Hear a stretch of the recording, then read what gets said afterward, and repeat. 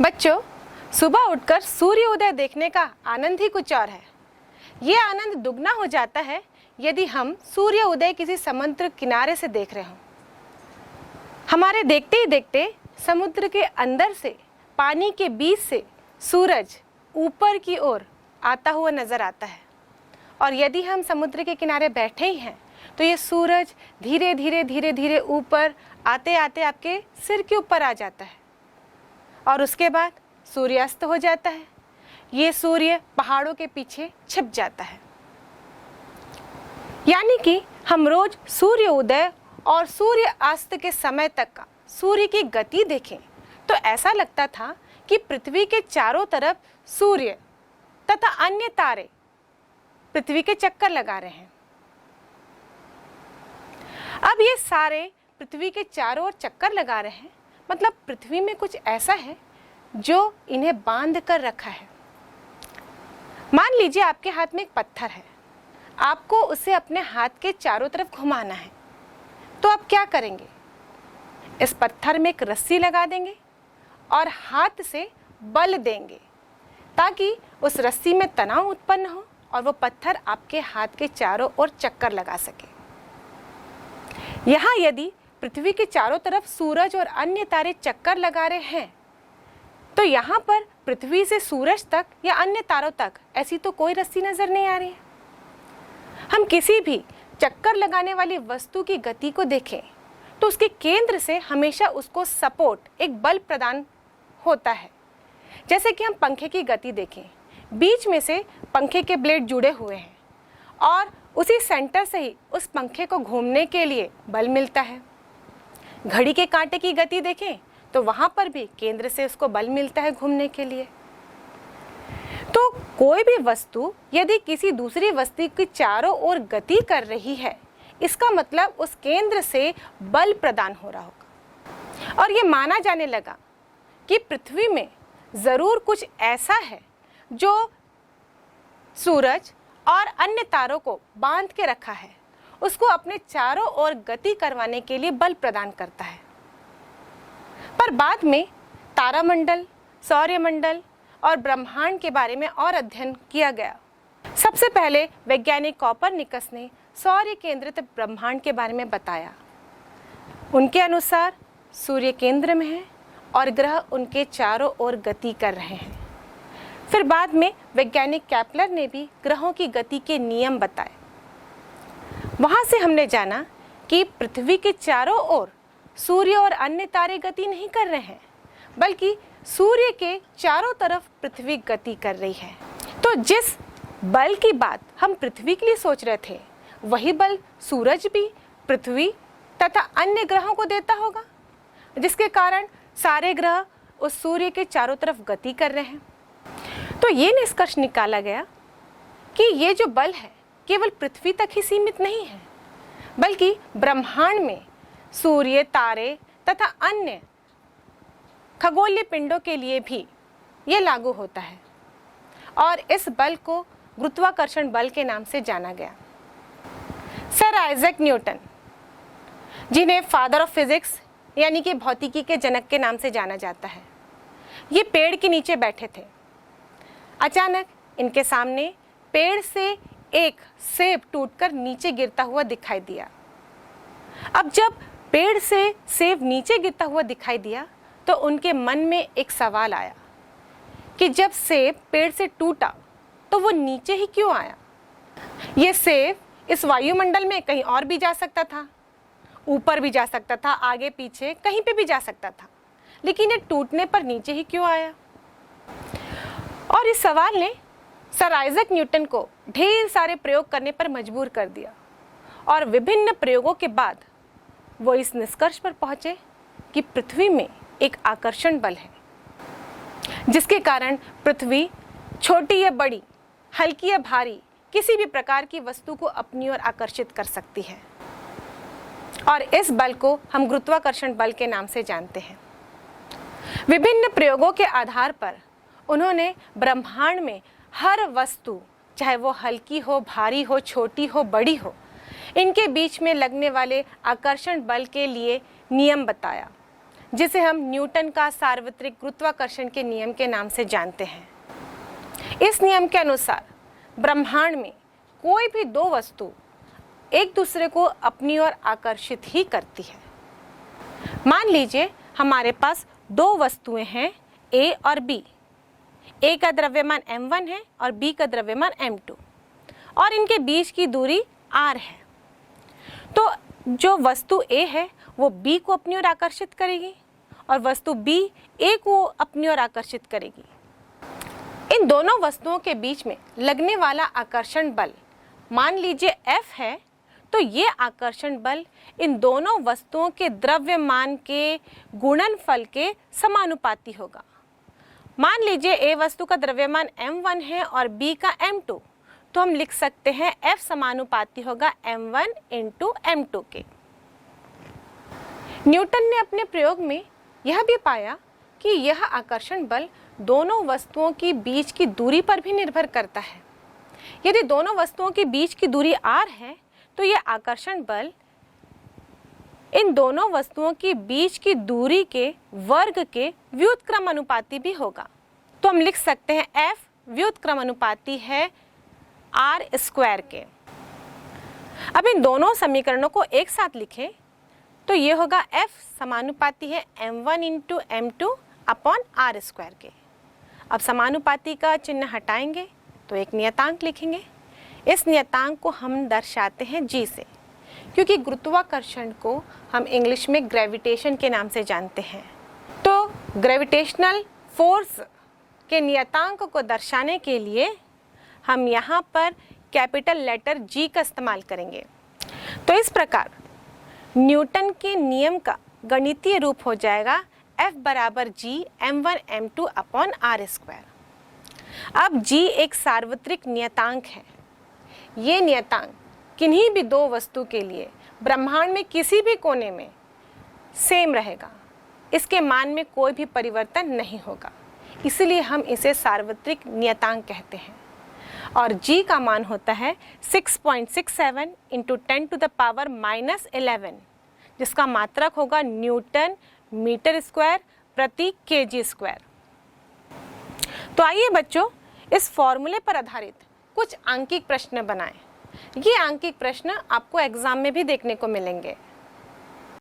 प्रश्न: सूर्य का द्रव्यमान 2 into 10 to the power 30 KG तथा पृथ्वी का द्रव्यमान 6 into 10 to the power 24 KG है।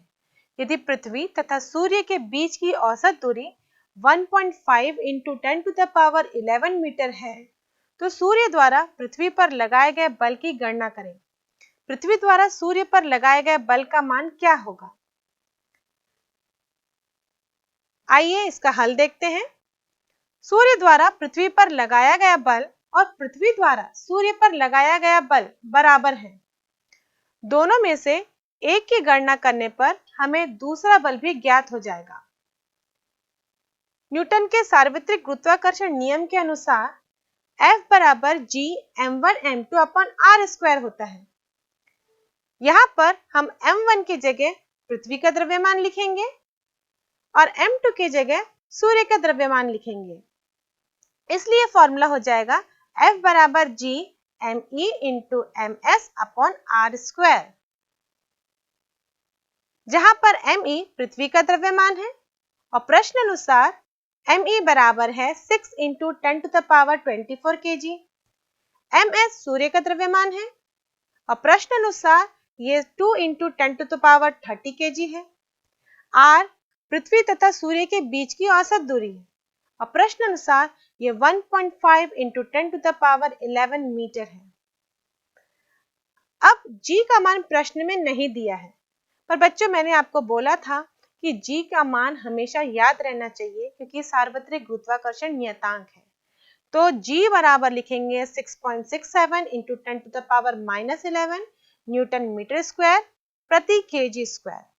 अब ये सारे मान को हम सूत्र में रख सकते हैं। सूत्र में रखने पर हमें मिलेगा F equal to 6.67 into 10 to the power -11 into 6 into 10 to the power 24 into 2 into 10 to the power 30 upon 1.5 into 10 to the power 11 का होल स्क्वायर। इसको आगे हल करते हैं। हम सारे 10 के घातांकों को एक साथ रखेंगे और सारे न्यूमेरिकल वैल्यूज हम एक साथ रखते हैं। तो f equal to 6.67 into 6 into 2 into 10 to the power -11 into 10 to the power 24 into 30 upon 1.5 into 10 to the power 11 square. और इसको हल करने पर हमें मिलेगा 6.67 into 6 into 2 into 10 to the power. अब ये सारे 10 के घातांकों में लिखे गए हैं और सबका आधार एक है, तो सारे घातांक ऐड हो जाएंगे। तो हम यहाँ लिखेंगे -11 इन +24 +30 -22।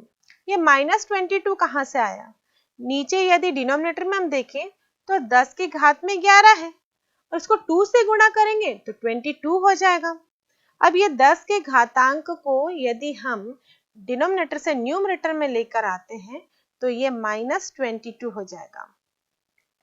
अब यहाँ से हल करने पर हमें मिलेगा 6.67 into 6 into 2 10 to the power 21 upon 1.5 का स्क्वायर। और सबको हल करें हम तो हमें प्राप्त होगा 35.57 into 10 to the power 21 newton. अतः सूर्य एवं पृथ्वी एक दूसरे को 35.57 into 10 to the power 21 newton के बल से आकर्षित करते हैं।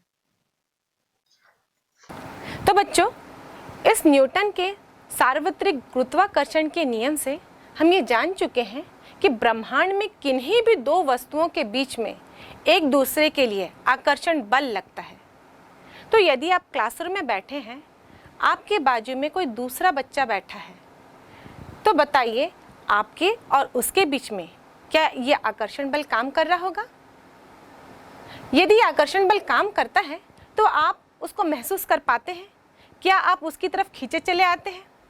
ऐसा तो नहीं होता। ऐसा क्यों नहीं होता? क्योंकि गुरुत्वाकर्षण का मान दो वस्तुओं के द्रव्यमान के गुणनफल पर निर्भर करता है और यहाँ पर हमारा द्रव्यमान बहुत ही कम है, तो इस बल का अनुभव हम नहीं कर पाते। वहीं हम देखें कि सूरज के चारों तरफ पृथ्वी घूम रही है। सूरज को पृथ्वी ने अपनी ओर आकर्षित कर रखा है, साथ साथ पृथ्वी भी सूर्य को अपनी ओर आकर्षित कर ली है और इसके कारण एक निश्चित बैलेंस बना हुआ है और इसी के कारण पृथ्वी सूर्य के चक्कर लगा रही है। यहाँ पर हम देखें कि पृथ्वी का द्रव्यमान कम है और सूरज का द्रव्यमान अधिक, इसीलिए सूर्य के चारों तरफ पृथ्वी चक्कर लगाती है। तो जब दो बड़ी वस्तुएं लें हम जिनका द्रव्यमान बहुत अधिक हो, तो इस गुरुत्वाकर्षण बल का मान भी अधिक होगा और इसका अनुभव हम कर सकते हैं। लेकिन जब वस्तु का द्रव्यमान बहुत ही कम हो, तो इन हल्की वस्तुओं के कारण जो आकर्षण बल होगा उसको अनुभव हम नहीं कर पाते, क्योंकि इस आकर्षण बल का मान बहुत ही कम होता है जिसको अनुभव नहीं किया जा सकता। बच्चों, हमने गति के नियम पढ़े। गति के पहले नियम से हमने जाना कि जो वस्तु जिस अवस्था में है वो वैसे ही रहेगी, मतलब वो गतिशील है तो गतिशील रहेगी, यदि वो स्थिर है तो स्थिर रहेगी, जब तक उसमें कोई भी बल ना लगाया जाए। और दूसरे नियम से हम ये जाना कि जब हम बल लगाते हैं तो वस्तु में त्वरण उत्पन्न होता है, यानी कि उसके वेग में परिवर्तन होता है। तो बच्चों, मेरे हाथ में ये एक बॉल है। अब इस बॉल को मैं एक निश्चित स्थिति में रख देती हूँ और उसके बाद इस पर कोई बल नहीं लगाती, इसे मैं अपने हाथों से छोड़ दूंगी। तो देखते हैं ये बल हवा में रहेगी क्या? जैसे कि जादूगर दिखाते हैं, किसी भी वस्तु को हवा में लटका देते हैं। तो चलो ये जादू हम भी करके देखें। आज इस बॉल को हम एक निश्चित स्थिति पे हवा में लटका कर देखते हैं।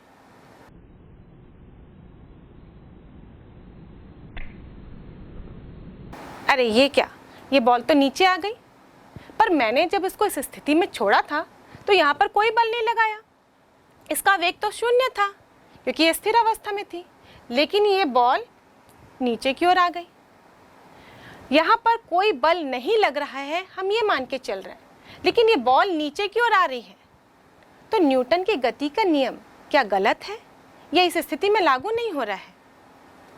अब इस बॉल को मैं ऊपर की ओर उछाल के देखती हूँ, मतलब अब इसमें मैं बल लगाती हूँ और ऊपर की ओर, और जब मैं इसे ऊपर की ओर बल लगाऊंगी तो ये बॉल को ऊपर ही जाना चाहिए, क्योंकि पहला नियम ये कहता है जो जिस दिशा में गतिशील है वो गतिशील रहेगा उसी दिशा में जब तक उसमें कोई बाह्य बल नहीं लगेगा। तो एक बार मैं इसको ऊपर की ओर बल लगा के उछाल देती हूँ, तो देखते हैं ये बॉल ऊपर की ओर ही जाते रहेगी। तो इस बॉल पर बल लगा के इसे ऊपर की ओर उछालती हूँ। अरे, ये बॉल ऊपर जाने के बाद वापस नीचे आ गई।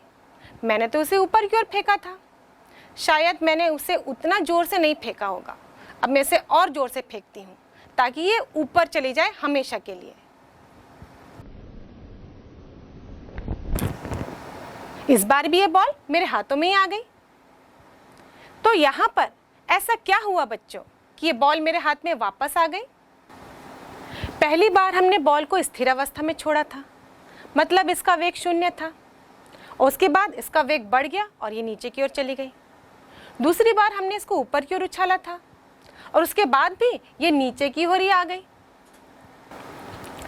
ये जो बॉल के वेग में परिवर्तन हो रहा है, ये पृथ्वी के गुरुत्वाकर्षण बल के कारण ही है। गति के दूसरे नियम से हम जानते हैं कि यदि हम बल लगाते हैं तो वेग में परिवर्तन होता है, यानी कि हम कह सकते हैं बल बराबर द्रव्यमान इंटू त्वरण होता है। तो यहाँ पर गुरुत्वाकर्षण बल के कारण ही इस वस्तु में त्वरण उत्पन्न हुआ, और पृथ्वी के गुरुत्वाकर्षण बल के कारण जो वस्तुओं में त्वरण उत्पन्न होता है, यानी कि उसके वेग में परिवर्तन होता है, उसे हम कहते हैं गुरुत्वीय त्वरण। तो किसी भी वस्तु को हम स्थिर अवस्था में यदि ऊपर छोड़ दें तो पृथ्वी उसे गुरुत्वीय त्वरण से अपनी ओर आकर्षित कर लेगी। पृथ्वी के गुरुत्वीय त्वरण को हम इंग्लिश के स्मॉल लेटर अल्फाबेट G से दर्शाते हैं। तो पृथ्वी का गुरुत्वीय त्वरण, जिसे हम स्मॉल लेटर G से दर्शा रहे हैं, इसका मान पृथ्वी के लिए इसकी सतह पर कितना होता है, इसको कैलकुलेट करने के लिए हम गुरुत्वीय त्वरण G और गुरुत्वाकर्षण नियतांक कैपिटल लेटर G में पहले संबंध स्थापित करते हैं। हम जानते हैं न्यूटन के सार्वत्रिक गुरुत्वाकर्षण नियम के अनुसार किसी भी दो वस्तुओं के बीच लगने वाला बल F बराबर होता है Gm1m2 अपॉन r²। अभी यहाँ पर हमने दो वस्तुएं ली हैं, एक पृथ्वी है और दूसरी वस्तु मान लीजिए गेंद है, क्योंकि ये गेंद बार बार पृथ्वी की ओर चली आ रही थी। इस पृथ्वी का द्रव्यमान हम कैपिटल लेटर M से दर्शा रहे हैं और इस बॉल का द्रव्यमान हम स्मॉल लेटर m से दर्शा रहे हैं।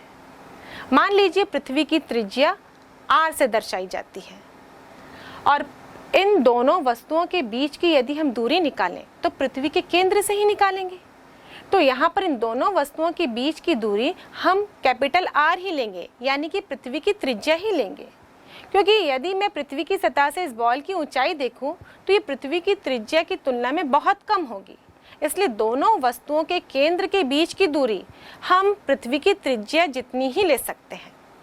तो यहाँ से इन दोनों वस्तुओं के बीच में, यानी कि पृथ्वी और इस बॉल के बीच में लगने वाला आकर्षण बल हो जाएगा F = Gmm अपॉन r²। अब इस गुरुत्वाकर्षण बल के कारण ही इस बॉल में त्वरण उत्पन्न हो रहा था, जिसे हम गुरुत्वीय त्वरण कह रहे थे। तो यहाँ से न्यूटन के गति के दूसरे नियम के अनुसार F बराबर होता है m इंटू a, बल बराबर द्रव्यमान इंटू त्वरण। तो यहाँ पे गुरुत्वाकर्षण बल F बराबर हम लिखेंगे इस बॉल का द्रव्यमान इंटू इस बॉल में उत्पन्न होने वाला गुरुत्वीय त्वरण। तो यहाँ पर हम लिखेंगे स्मॉल लेटर G। अब ये दोनों समीकरणों को हम बराबर कर देंगे, क्योंकि दोनों समीकरण गुरुत्वाकर्षण बल को ही दर्शा रहे हैं। तो यहाँ से होगा mg बराबर Gmm अपॉन r²। दोनों पक्षों से ये बॉल के द्रव्यमान को कैंसिल करने पर हमें मिलेगा G बराबर Gm अपॉन r²।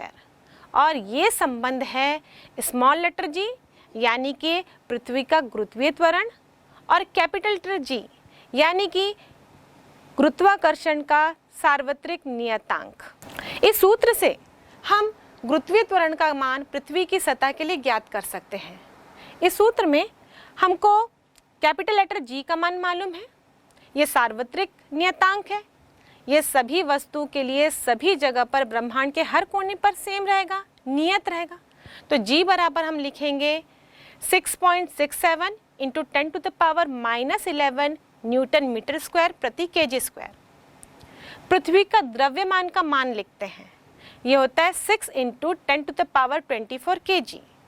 और पृथ्वी की त्रिज्या होती है, ये बच्चों आपको हमेशा याद रखना पड़ेगा, क्योंकि जब आंकिक प्रश्न आते हैं तो ये मान कभी कभी नहीं दिए जाते, तो इन आंकिक मानों को आपको याद रखना ज़रूरी है। पृथ्वी की त्रिज्या 6400 किलोमीटर होती है। यदि मीटर में देखें तो 64 लाख मीटर होती है। यहाँ पर हम पृथ्वी की त्रिज्या को लिखेंगे 6.4, हमने यहाँ दशमलव के रूप में लिखा, इंटू 10⁻6 मीटर। अब ये सारा मान इस फॉर्मूले में रखकर जब हम कैलकुलेशन करते हैं तो यहाँ से गुरुत्वीय त्वरण का मान प्राप्त होता है 9.81 मीटर प्रति वर्ग सेकेंड। और यदि इसको सेंटीमीटर में देखें तो 981 सेंटीमीटर प्रति वर्ग सेकेंड होता है। जब हम आंकिक प्रश्न बनाते हैं तो कभी कभी प्रश्नों को हल करने के लिए 9.8 के स्थान पर 10 मीटर प्रति वर्ग सेकंड भी लेते हैं। पर जब हमको प्रश्न में दिया जाता है कि हमको g का मान 10 लेना है तभी हम लेंगे। अगर प्रश्न में नहीं दिया जाता तो हम g का मान 9.8 लेकर ही उस प्रश्न को हल करेंगे। बच्चों, गुरुत्वीय त्वरण के इस सूत्र से हमने जाना कि गुरुत्वीय त्वरण का मान ये बॉल के द्रव्यमान पर निर्भर नहीं कर रहा था। इस सूत्र में कहीं पर भी इस बॉल का यानी कि अन्य वस्तु का द्रव्यमान शामिल नहीं है। तो पृथ्वी का द्रव्यमान और पृथ्वी की त्रिज्या ही इस गुरुत्वीय त्वरण के मान को प्रभावित करते हैं। तो बच्चों, गुरुत्वीय त्वरण के इस सूत्र को देखने के बाद आप मेरे एक प्रश्न का जवाब दीजिए। आपके पास एक बड़ी लोहे की भारी बॉल है और एक हल्का सा पंख, दोनों को हम समान ऊंचाई में रखते हैं और दोनों को एक साथ ही हम छोड़ देते हैं। अब ये बताइए दोनों में से कौन पहले पृथ्वी की सतह पर पहुंचेगा? तो बच्चों, इस प्रश्न का आंसर आप अपने दिमाग में सोचिए और इसको समझने के लिए हम एक एक्टिविटी करते हैं।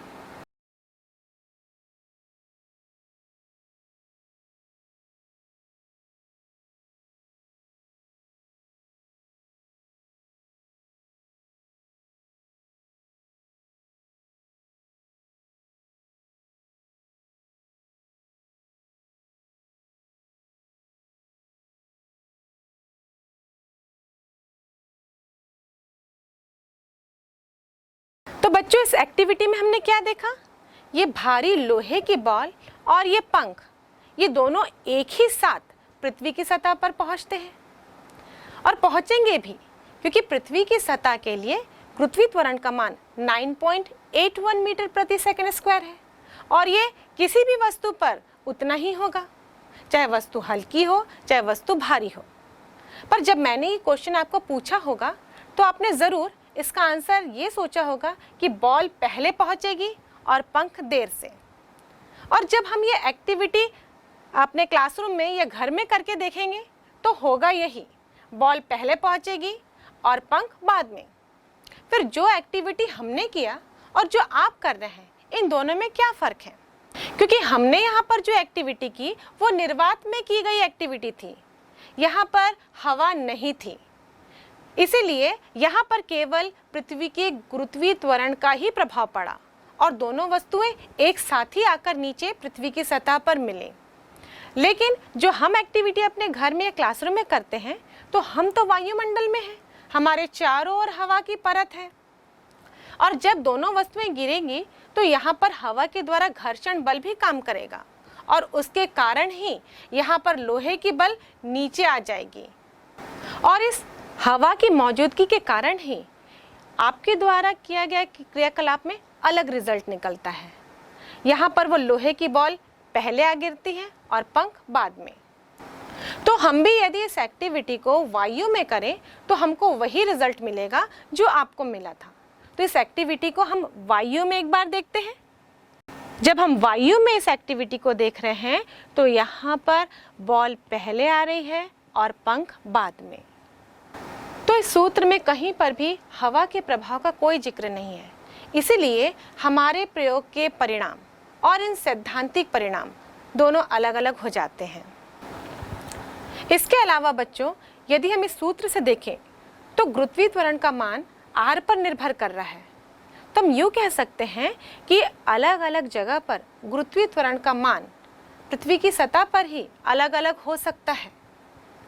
अब आप सोच रहे होंगे r तो पृथ्वी की त्रिज्या है और त्रिज्या तो पृथ्वी के लिए सब जगह पर एक होगी, लेकिन पृथ्वी को हम गोल मानते हैं, पृथ्वी गोल नहीं है। यदि पृथ्वी को देखा जाए तो वो ध्रुवों पर चपटी है, यानी इसका आकार संतरे जैसा है। जब ये ध्रुवों पर चपटी है तो ध्रुवों पर इसकी त्रिज्या कम होगी और भूमध्य रेखा पर इसकी त्रिज्या सबसे अधिक होगी। तो इस सूत्र से देखें और इसीलिए भूमध्य रेखा पर पृथ्वी की त्रिज्या अधिक होगी और ध्रुवों पर पृथ्वी की त्रिज्या कम होगी। और सूत्र से देखें हम तो गुरुत्वीय त्वरण का मान r के वर्ग के व्युत्क्रमानुपाती है, यानी कि r में परिवर्तन होगा तो g के मान में तेजी से परिवर्तन होगा, वो भी व्युत्क्रमानुपाती। तो त्रिज्या अधिक होगी, उस स्थिति में गुरुत्वीय त्वरण का मान कम होगा, और त्रिज्या कम होगी, उस स्थिति में गुरुत्वीय त्वरण का मान अधिक होगा। मतलब भूमध्य रेखा पर त्रिज्या अधिक होने के कारण वहाँ पर गुरुत्वीय त्वरण का मान कम होता है, जबकि ध्रुवों पर त्रिज्या कम होने के कारण वहाँ पे गुरुत्वीय त्वरण का मान भूमध्य रेखा की तुलना में अधिक होगा। इसके अलावा यदि हम पृथ्वी की सतह से ऊंचाई में जाएं या फिर पृथ्वी की सतह से हम गहराई में जाएं, तब भी गुरुत्वीय त्वरण के मान में परिवर्तन होता है। चाहे हम ऊंचाई में जाएं चाहे गहराई में जाएं, पृथ्वी के गुरुत्वीय त्वरण का मान सदैव घटता है। इसलिए जब हम बहुत ऊंचाई में चले जाएं या यूं कहें अनंत में चले जाएं, तो वहाँ पे पृथ्वी के गुरुत्वीय त्वरण का मान या पृथ्वी के द्वारा आकर्षण बल हमें महसूस नहीं होगा। इसके कारण वस्तु में गुरुत्वीय त्वरण उत्पन्न नहीं होगा। वैसे ही यदि हम पृथ्वी की सतह से गहराई में जाएं और इसके केंद्र में पहुंच जाएं, उस स्थिति में भी गुरुत्वीय त्वरण का मान 0 होता है। अब बच्चों बात करते हैं वस्तु के भार की। यदि एक वस्तु भारी है और एक वस्तु हल्की है, इसका मतलब भारी वस्तु का द्रव्यमान अधिक होगा जबकि हल्की वस्तु का द्रव्यमान कम होगा। ये द्रव्यमान वस्तु में पदार्थ की मात्रा होती है, यानी कि जिस वस्तु का द्रव्यमान अधिक है उसमें पदार्थ की मात्रा अधिक होगी और जिस वस्तु का द्रव्यमान कम है उसमें पदार्थ की मात्रा कम होगी। अब यह वस्तु का भार क्या होता है? एक्चुअली भार एक बल है, एक ऐसा बल जिससे कि पृथ्वी उस वस्तु को अपनी ओर आकर्षित करती है। और न्यूटन के गति के दूसरे नियम से हम जानते हैं बल बराबर होता है द्रव्यमान इंटू त्वरण। यहाँ पर वस्तु में जो पृथ्वी के गुरुत्वाकर्षण के कारण त्वरण उत्पन्न हो रहा था, हम उसे गुरुत्वीय त्वरण के नाम से जानते हैं। और ये जो बल है, आकर्षण बल, जिसके कारण पृथ्वी इस वस्तु को अपनी ओर आकर्षित कर रही है, ये आकर्षण बल के कारण ही वस्तु का भार होता है। इसलिए हम यहाँ पर लिख सकते हैं भार यानी कि वेट W बराबर m इंटू जी, यानी कि वस्तु का भार दो कारकों पे निर्भर कर रहा है। पहला तो वस्तु का द्रव्यमान और दूसरा गुरुत्वीय त्वरण। यानी कि गुरुत्वीय त्वरण का मान में परिवर्तन हो तो एक ही वस्तु का भार दो अलग अलग पिंडों में अलग अलग हो सकता है। अब बच्चों हम बात करते हैं चंद्रमा के गुरुत्वीय त्वरण की। चंद्रमा का द्रव्यमान 7 इंटू 10⁻22 kg होता है, जबकि चंद्रमा की त्रिज्या r बराबर 1700 किलोमीटर है। तो चंद्रमा के गुरुत्वीय त्वरण का मान सूत्र से कैलकुलेट करें तो 1.625 मीटर प्रति वर्ग सेकंड होता है और पृथ्वी का गुरुत्वीय त्वरण का मान 9.81 मीटर प्रति सेकंड स्क्वायर होता है। इसका मतलब चंद्रमा के गुरुत्वीय त्वरण के मान को यदि पृथ्वी के गुरुत्वीय त्वरण के मान से कंपेयर करें तो वो कम है, या यूं कहें कि ये पृथ्वी के गुरुत्वीय त्वरण के मान का 1/6 गुना है, यानी कि 9.81/6 करें तो लगभग 1.625 के आसपास ही आएगा। यदि पृथ्वी पर किसी वस्तु का भार 60 किलो है और उसी वस्तु को हम चंद्रमा पर ले जाएं तो उसका भार वहां पर कितना होगा? वस्तु तो वही है, यानी कि वस्तु का द्रव्यमान पृथ्वी पे और चंद्रमा में समान रहेगा, क्योंकि द्रव्यमान पदार्थ की मात्रा है। लेकिन पृथ्वी के गुरुत्वीय त्वरण का मान और चंद्रमा के गुरुत्वीय त्वरण का मान अलग अलग है। चंद्रमा के गुरुत्वीय त्वरण का मान पृथ्वी के गुरुत्वीय त्वरण के मान का 1/6 गुना है। तो जो वस्तु पृथ्वी पर 60 किलो भार बता रही है, यदि हम चंद्रमा में उसका भार निकालें तो वो 60/6 हो जाएगा, यानी कि चंद्रमा में उसका भार 10 किलो हो जाएगा। बच्चों, जब मैंने बॉल को उछाला था, ऊपर की ओर उसे फेंका था बल लगाकर, तो वो कुछ देर तो ऊपर गई, उसके बाद वो वापस नीचे की ओर आने लगी और मेरे हाथ पे आ गिरी। यदि इस बॉल को मैं सीधे ऊपर ना फेंककर किसी कोण में फेंकती तो उस समय वो मेरे हाथ पे नहीं आती, बल्कि किसी अन्य जगह पर जाके गिरती। इस समय भी बॉल कुछ ऊंचाई तो तय करती, पर ऊंचाई के साथ साथ ये दूरी तय करते हुए किसी अन्य स्थान पर जा गिरती। जैसे कि फुटबॉल में आपने देखा होगा, जब खिलाड़ी बॉल को किक मारता है तो बॉल उछलती हुई हवा में ऊंचाई तो तय करती है, पर वो किसी अन्य स्थान पर जाकर गिरती है। जब शुरुआत में हमने बॉल को किक मारी थी या उछाला था, उस समय में हमने बॉल पर बल लगाया था, यानी कि बॉल को वेग दिया था, जिसके कारण बॉल कुछ दूर तक तो ऊपर की ओर आगे बढ़ी। यहाँ पर हवा के कारण घर्षण हो रहा था। इस घर्षण के कारण जो वेग हमने दिया था उसके मान में कमी आने लगी। साथ ही पृथ्वी का गुरुत्वाकर्षण बल भी काम कर रहा था। जब हमारे द्वारा दिए गए वेग एक स्थिति में जाकर कम हो जाता है, यानी कि शून्य हो जाता है, उसके बाद वहाँ पर केवल गुरुत्वाकर्षण बल काम करता है और फिर गुरुत्वाकर्षण के कारण ही बॉल आगे की ओर बढ़ती हुई नीचे गिर जाती है, क्योंकि गुरुत्वाकर्षण के कारण बॉल अब नीचे आने का प्रयास करती है और इसीलिए वो किसी अन्य स्थान पर जाकर गिरती है। और इस तरह से जब कोई वस्तु अन्य स्थान पर जाकर गिरती है तो वहाँ पर भी गति के नियम लागू होते हैं। पर जब हम गति के समीकरण को लिखते हैं किसी भी ऐसी वस्तु के लिए जो गुरुत्वीय त्वरण के अधीन में नीचे गिर रही हो, यानी कि वो पृथ्वी के गुरुत्वाकर्षण प्रभाव के कारण वो स्वतंत्र रूप से नीचे गिर रही हो, तो उस समय गति के तीनों समीकरणों के रूप थोड़े से बदल जाते हैं। तो हम देखते हैं कि इन गति के तीनों समीकरणों को हम किस प्रकार लिख सकते हैं।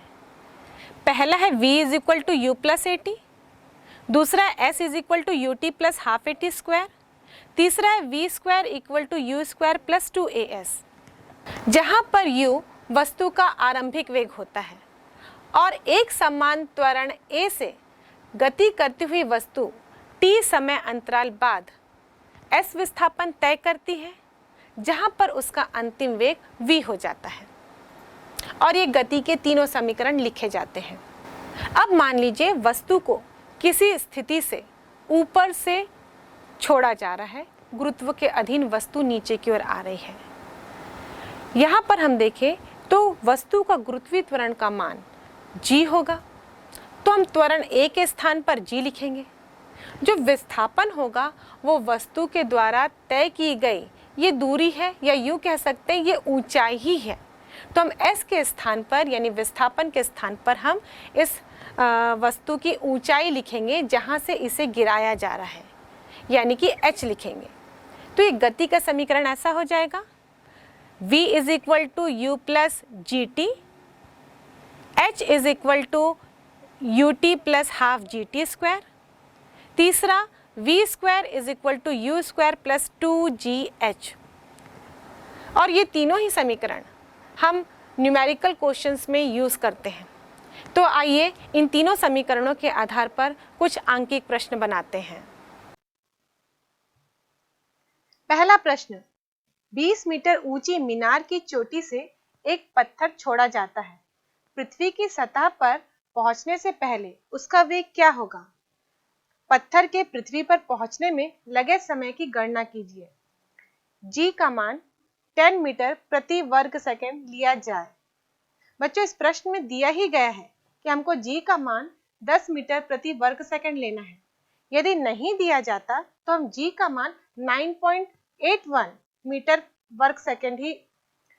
प्रति वर्ग सेकंड ही लेते। तो यहाँ प्रश्न अनुसार देखते हैं क्या क्या दिया गया है। मीनार की ऊंचाई h बराबर 20 मीटर है।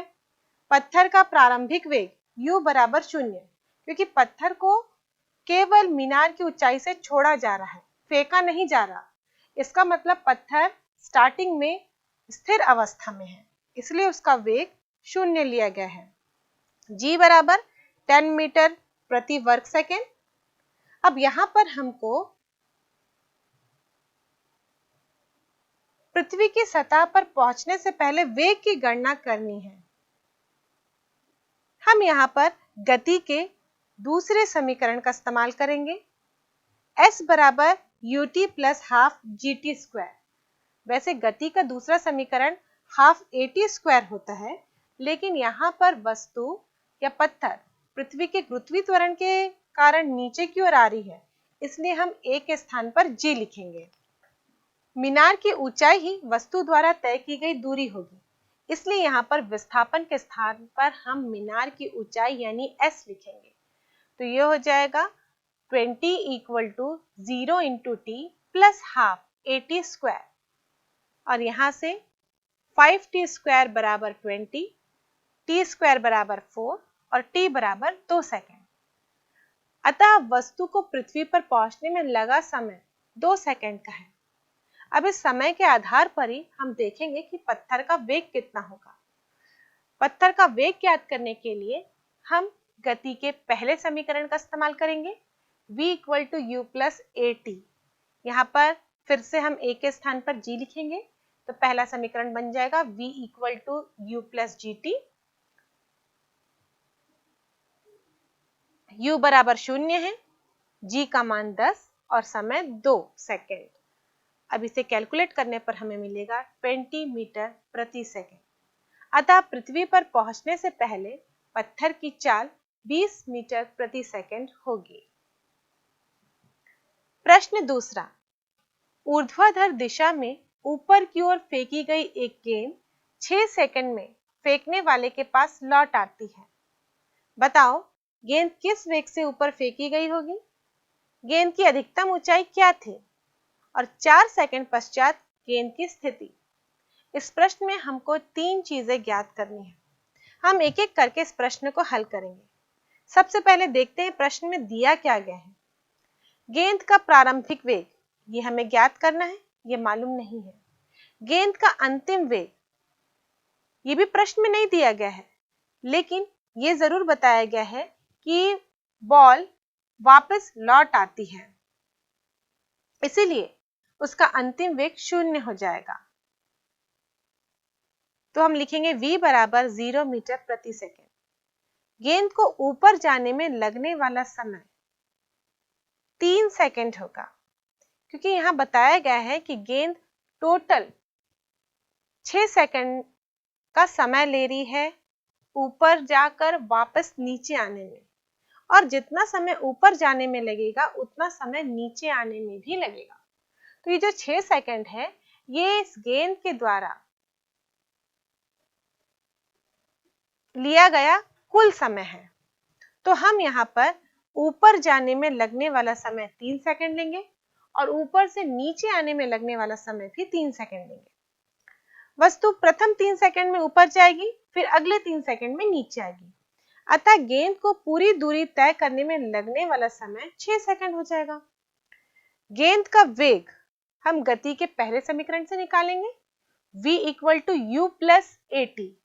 यहाँ पर हम लिखेंगे v is equal to U minus G T, क्योंकि यहाँ पर गेंद ऊपर की ओर जा रही है, यानी कि पृथ्वी के गुरुत्वीय त्वरण के विपरीत जा रही है, इसलिए हमने a के स्थान पर g लिखा है और साथ ही माइनस चिन्ह का भी इस्तेमाल किया है। अब ये हम सारे मान इस समीकरण में रखने पर हमें मिलेगा 0 बराबर u माइनस 10 इंटू 3 और u बराबर 30 मीटर प्रति सेकेंड। अब हम इस प्रश्न का अगला पार्ट हल करेंगे, गेंद की अधिकतम ऊंचाई। इसके लिए हम गति के दूसरे समीकरण का इस्तेमाल करेंगे। इसके अनुसार s is equal to U T plus half E T square होता है। यहाँ a के स्थान पर हम माइनस जी लिखेंगे, तो ये हो जाएगा s is equal to U T minus half G T square. यहाँ जो विस्थापन है वही ऊंचाई कहलाएगी, क्योंकि इस तरीके से जब किसी भी गेंद को ऊपर से नीचे छोड़ा जाता है या नीचे से ऊपर फेंका जाता है, तो उसके द्वारा तय की गई दूरी या विस्थापन ही वस्तु की ऊंचाई होती है। इसलिए हमने यहाँ पर गति के दूसरे समीकरण का इस्तेमाल किया था। अब सारे मान को इस समीकरण में रखते हैं। 30 इंटू 3 माइनस 1/2 इंटू 10 इंटू 3 का स्क्वायर करेंगे, तो ये हो जाएगा 90 माइनस 45 और ये हो जाएगा 45 मीटर। तो इस प्रकार वस्तु द्वारा तय की गई अधिकतम ऊंचाई 45 मीटर होगी। अब वापस आते समय 1 सेकंड में वस्तु द्वारा तय की गई दूरी कितनी होगी ये ज्ञात करते हैं, क्योंकि हमको यहाँ बोला जा रहा है 4 सेकंड पश्चात गेंद की स्थिति। तो 1 सेकंड में वस्तु ने कितनी दूरी तय की पहले वो निकालेंगे। तो s is equal to U T plus half G T square लेंगे। ये वस्तु के वापस आते समय 1 सेकंड में तय की गई दूरी है। वस्तु वापस आ रही है यानी गुरुत्वीय त्वरण से ही नीचे की ओर आ रही है, इसलिए हम यहाँ पर प्लस चिन्ह का इस्तेमाल करेंगे और मान रखने पर हमें मिलेगा 0 plus half into 10 into 1 square metre, और इसको हल करने पर हमें मिलेगा 5 मीटर। तो 1 सेकंड में वस्तु द्वारा तय की गई दूरी 5 मीटर है, अतः 4 सेकंड पश्चात गेंद की स्थिति होगी 45 minus 5 metre equal to 40 metre.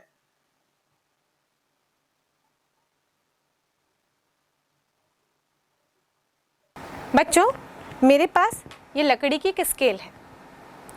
यदि इस स्केल को मैं क्षैतिज में रखकर बैलेंस करना चाहूँ तो वो किस बिंदु पर बैलेंस होगा?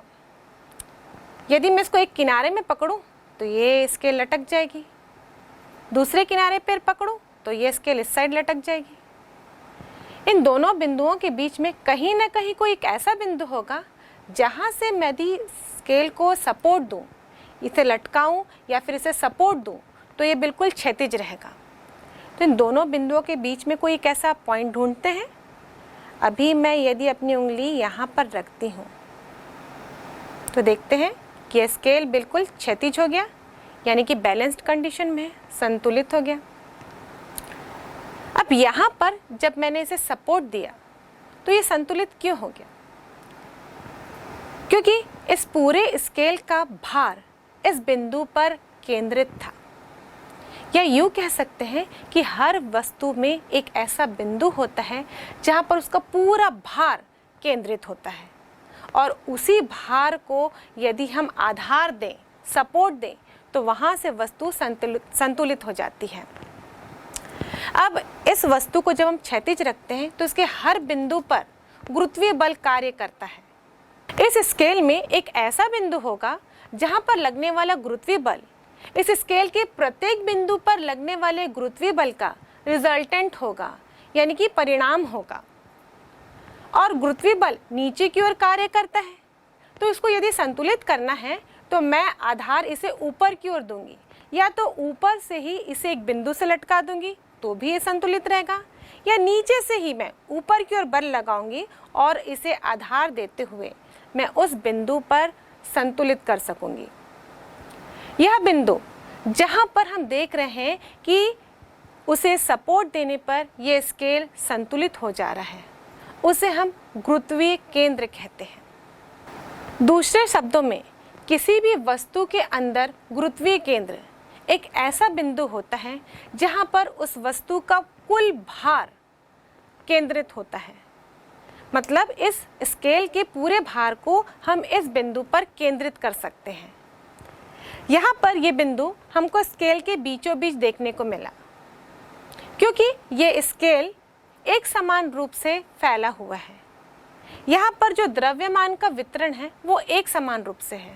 यह स्केल सभी जगहों पर बराबर रूप से मोटी है और इसकी बनावट एक जैसी ही है, इसलिए इसका गुरुत्वीय केंद्र इस स्केल के केंद्र पर ही यानी कि बीचों बीच ही मिला। यदि हम इसको एग्जैक्टली निकालना चाहें तो ये स्केल एक आयताकार रूप में है। इसके विकर्ण जहाँ पर एक दूसरे को मिल रहे होंगे, कट कर रहे होंगे, वो बिंदु इसका गुरुत्वीय केंद्र होगा। यदि मैं एक बॉल की बात करूं तो बॉल का गुरुत्वीय केंद्र उसका केंद्र ही होगा।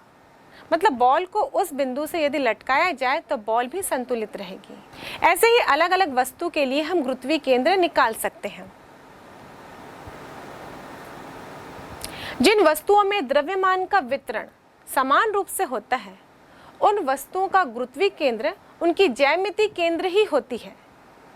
लेकिन जिन वस्तुओं में द्रव्यमान का वितरण असमान रूप से हो, कहीं पर वो मोटा हो, पतला हो, इस प्रकार से असमान वितरण हो, उस स्थिति में उसका गुरुत्वीय केंद्र उसके ज्यामितीय केंद्र में नहीं होता, बल्कि किसी अन्य बिंदु पर होता है। तो इसको समझने के लिए मान लीजिए स्केल के एक हिस्से पर मैं द्रव्यमान बढ़ा दूं। ये पेन मेरे पास है, इस पेन को मैं इस टेप की सहायता से इस स्केल पर चिपका देती हूँ। अब हम देखेंगे कि ये स्केल में एक साइड पेन लगने पर इसका द्रव्यमान एक साइड बढ़ गया है और दूसरे साइड कम है। तो अब इसके बीचों बीच पहले जहाँ पर मैंने इसको आधार देकर संतुलित किया था, उसी बिंदु पर मैं फिर से आधार देकर इसको संतुलित करने की कोशिश करती हूँ और देखती हूँ क्या ये संतुलित होती है। देखिए, मैं इसको 15 पर ही, ये जो स्केल है वो 30 सेंटीमीटर की है, मैं 15 पर इसे रख कर आधार दे रही हूँ तो ये झुक जा रही है। किस तरफ? जिस तरफ द्रव्यमान अधिक है। अब मैं इसे द्रव्यमान अधिक है उस हिस्से पर आधार देती हूँ, अलग अलग जगहों पे आधार देने की कोशिश करती हूँ और देखते हैं ये किस जगह पर संतुलित होती है।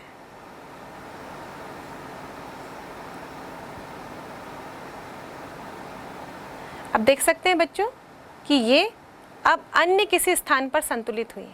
पहले 15 पर संतुलित हुई थी, अब 12 सेंटीमीटर पर मैं अपनी उंगली रखी हूँ तो ये संतुलित हुई है। मतलब अब इसका गुरुत्वीय केंद्र अधिक द्रव्यमान की ओर शिफ्ट हो गया। जिस हिस्से पे द्रव्यमान अधिक है वहाँ का भार भी अधिक होगा, या यूँ कहें कि ये अधिक भार की ओर शिफ्ट हो गया। और इसी कॉन्सेप्ट से जुड़े कई उदाहरण हम अपने दैनिक जीवन में भी देखते हैं। बच्चों, आपने अपने गली मोहल्ले में नट को रस्सी पर करतब दिखाते देखा है। एक ऊंचाई पर रस्सी बंधी होती है जिसमें कि छोटे छोटे बच्चे या फिर कभी बड़े बच्चे भी उस पर आसानी से चल लेते हैं।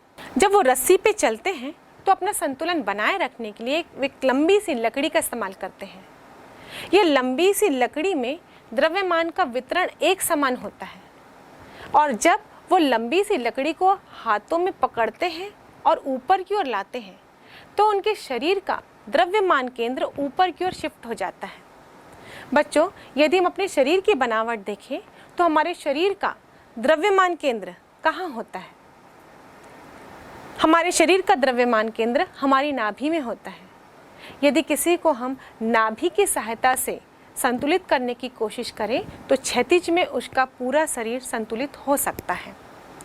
तो जब नट इस लंबी लकड़ी को अपने हाथ में लेते हैं तो लकड़ी के द्रव्यमान के कारण उसके शरीर के ऊपरी हिस्से का द्रव्यमान भी बढ़ जाता है और इसीलिए ये गुरुत्वीय केंद्र भी ऊपर की ओर शिफ्ट हो जाता है, जिसके कारण ये नट आसानी से इस रस्सी पर बैलेंस बनाकर चल लेते हैं।